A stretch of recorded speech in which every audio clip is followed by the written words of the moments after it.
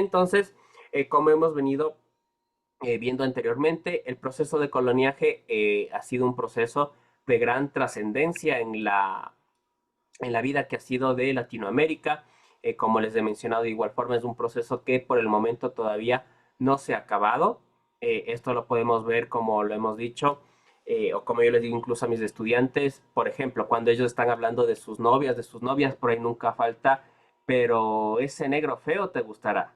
O de igual forma las frases de, pero me cagaste la raza. Entonces, esas frases que parecen simplemente un chiste, que parece una burla, esconden todo este proceso de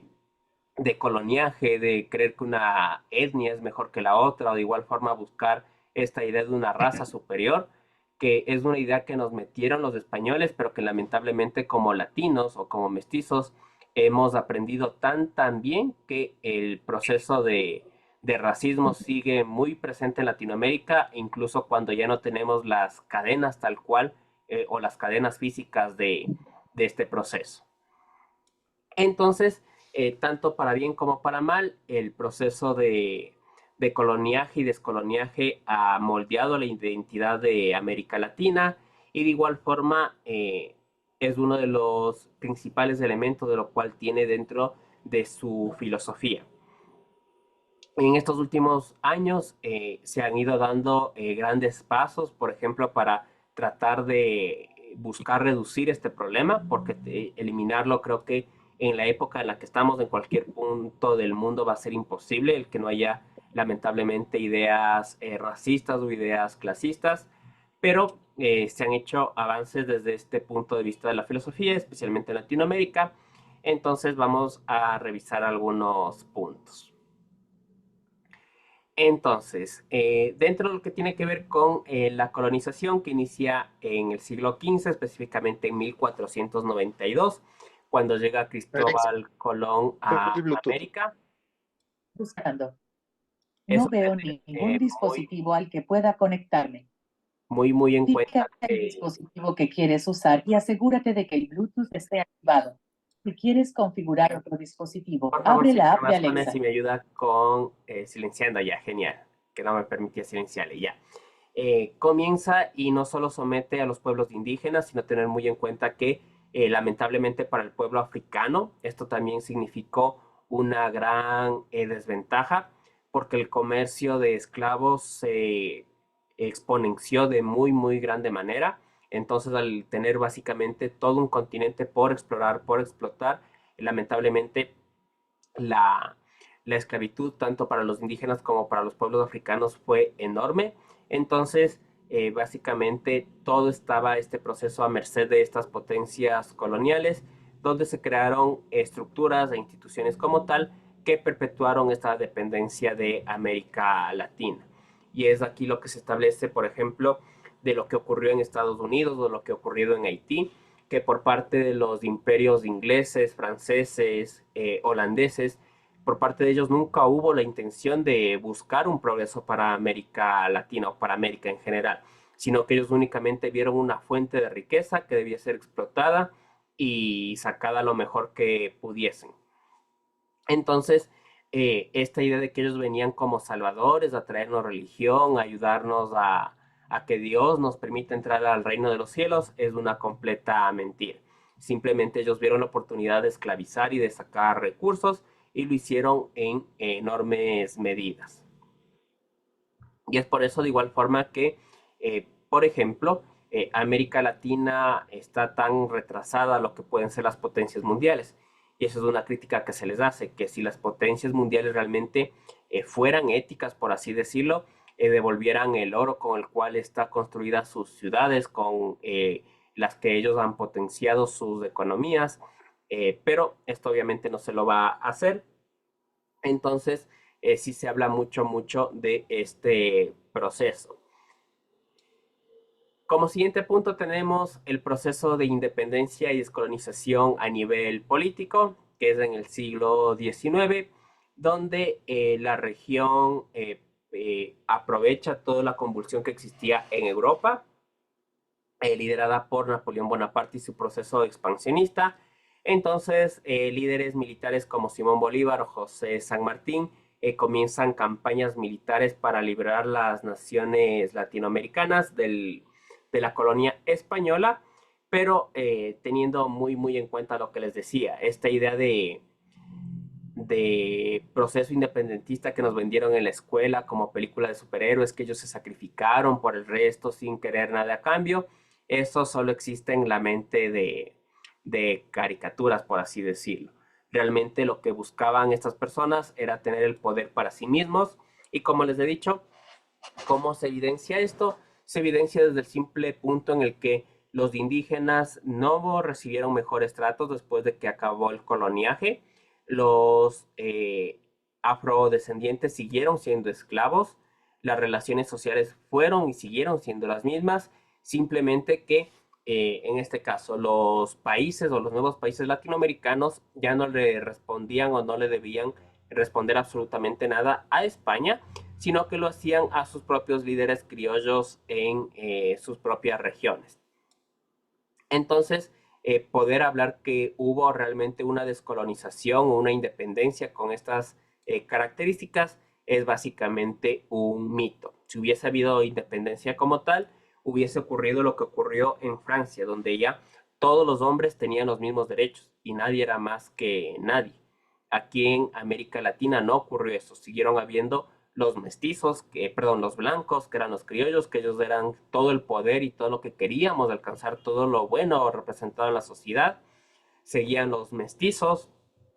que no eran blancos, pero no eran tan malos como los indígenas o los esclavos. Y ahí en el medio, obviamente, las mujeres que siempre eran el peor, por así decirlo, lo peor de todos los grupos sociales que había. Entonces seguía habiendo represión, seguía habiendo esa estructura social tan agresiva y no se consiguió básicamente absolutamente nada en cuestión de política o de lucha por los derechos.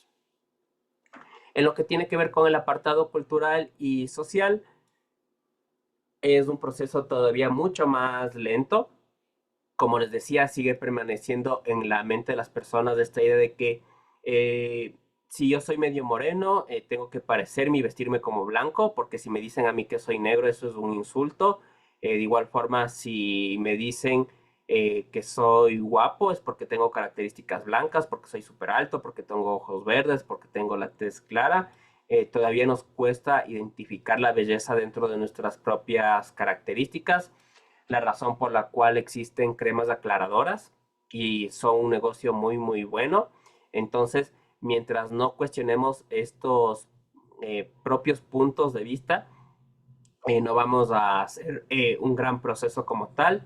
De igual forma, esta idea que creemos que en Europa o en Estados Unidos absolutamente todo es mejor y que nada de América Latina se le puede comparar, es algo que todavía nos cuesta ir procesando. Y esto, vuelvo y repito, no porque queramos ser malos o no porque existe esta persona mala, sino porque a nivel psicológico existen estas cicatrices, como dice en el texto, que son muy profundas y que nos cuesta irnos relacionando. Nos cuesta ir aceptando este dolor que nos ha tocado vivir como comunidad. Entonces, eso se debe tener muy presente. Y como decía, esta idea de que muchas veces incluso nosotros como propios latinos desvirtuamos todo lo que tiene que ver con lo indígena, por ejemplo, fiestas indígenas, tradiciones indígenas, y en cambio los propios europeos o los propios norteamericanos, ellos se sienten tan atraídos por este mundo que es tal vez desconocido para ellos, pero que como menciono, desde el punto de vista cultural, nos han enseñado que lo indígena o lo afro es inadecuado, que es menos a lo mestizo o a lo blanco. De igual forma, en el apartado de la economía, tenemos una economía completamente monodependiente, especialmente de la agricultura o de la extracción de minerales preciosos, como en el caso de Ecuador, que es del petróleo. Entonces, de igual forma, esto se evidencia en las relaciones de desigualdad que existen en las estructuras sociales, lo que les decía. La sociedad cambió muy poco realmente. En Ecuador, quienes tienen la mayoría de dinero, si ustedes se pueden dar cuenta, son personas que vienen de un linaje de familias criollas o de familias blancas, y generalmente quienes tienden a vivir en condiciones de extrema pobreza son personas que pertenecen a minorías culturales dentro del país, como indígenas, afros, que básicamente esto se da por el completo olvido que ha habido por parte de los gobiernos hacia estos grupos, e incluso el poner estas barreras o estos obstáculos dentro del propio sistema como para que no puedan salir adelante. Entonces, desde el punto de vista económico, de igual forma se sigue viendo estas estructuras básicamente de la colonia, donde yo trato de aprovecharme del otro, trato de aprovecharme de esa minoría. Y ahí, por ejemplo, un poquito ligándole con la política actual, creo que es lo que hubiese pasado con esta pregunta que planteaba el referéndum popular que vivimos la semana pasada de si estamos de acuerdo con el trabajo por horas. Creo que como principio de ley o como intención hubiese sido muy bueno. Esta idea de que personas que tal vez no tienen un trabajo estable o que no tienen nada de trabajo, que puedan al menos ganar unos 100, $200 al mes, sería muy bueno. De igual forma, a uno como emprendedor se hace imposible pagar un salario porque hay negocios que no dan para tanto, dan ganancias pocas, pero pensar que puedo contratar dos, tres personas pagándoles el salario mínimo, de igual forma pagándoles todas las prestaciones, es básicamente imposible para negocios pequeños, que son la mayoría de Ecuador, pero teniendo un contrato por horas tal vez hubiese sido más accesible para los dos. Pero conociendo cómo somos los ecuatorianos, muy probablemente esta ley lo único que hubiese servido es para que las pocas personas en el Ecuador que tienen un empleo adecuado se inventen alguna situación para reducirles la jornada a 6 a 5 horas y poderles decir, no, como tú ya no trabajas tiempo completo, yo ya te pago lo mínimo. Entonces, mientras no cambiemos esas cuestiones, va a ser muy, muy difícil que progrese el Ecuador. Y de igual forma, tampoco es que los empleadores, o todos los empleadores al menos, son estos cucos que, por así decirlo, quieren quitarnos derechos y quieren hacernos trabajar hasta la muerte. De igual forma, he conocido trabajadores que, por ejemplo, en horas laborales se ponen a hacer TikToks, se ponen a estar en el teléfono, menos en las obligaciones que tendrían que hacer en su trabajo. Entonces, básicamente nuestra economía se basa en esta viveza criolla, en ver cómo exploto al otro, en ver cómo me beneficio del otro, y no en esta idea de que trabajo porque me gusta, porque es un elemento de desarrollo, porque me da dinero, y de igual forma genero trabajo porque me gusta, porque es parte de, es cómo contribuye a la sociedad. Mientras no exista estos cambios de mentalidad, por así decirlo, va a ser básicamente imposible que nuestra economía mejore realmente a un punto adecuado. Y como último punto tenemos lo que tiene que ver con la reafirmación, perdón, de la identidad de América Latina. Esto se ha conseguido, yo diría, desde un punto de vista personal, muy, muy poco por todos los procesos que les he mencionado, que nos cuesta aceptarnos a nosotros como parte de un proceso de mestizaje, que nos guste o no ocurrió, que nos guste o no fue violento, fue sangriento, pero que no podemos ni sentirnos culpables ni sentirnos indignados por eso, porque es algo que no nos afectó de manera directa. Sí tenemos que convivir con las consecuencias, pero de igual forma sí está en nosotros el poder solucionar o el poder ir sanando estas cicatrices que se han generado en el colectivo de Latinoamérica. Dentro de nuestra identidad, por ejemplo, y cuando ya se empezó a cuestionar estos elementos, tenemos movimientos como el boom latinoamericano, que a nivel de literatura se considera que es el único movimiento real que existió en América Latina, en el que no intentábamos copiar lo que ocurría en Europa o en Estados Unidos. Y tenemos libros tan interesantes como, por ejemplo, Cien años de soledad, que quienes tengan Netflix o Magis TV pueden ir viendo una serie que van a sacar sobre este libro, que ganó el Premio Nobel de Literatura con Gabriel García Márquez. De igual forma tenemos libros muy, muy complejos y excelentes como La Rayuela,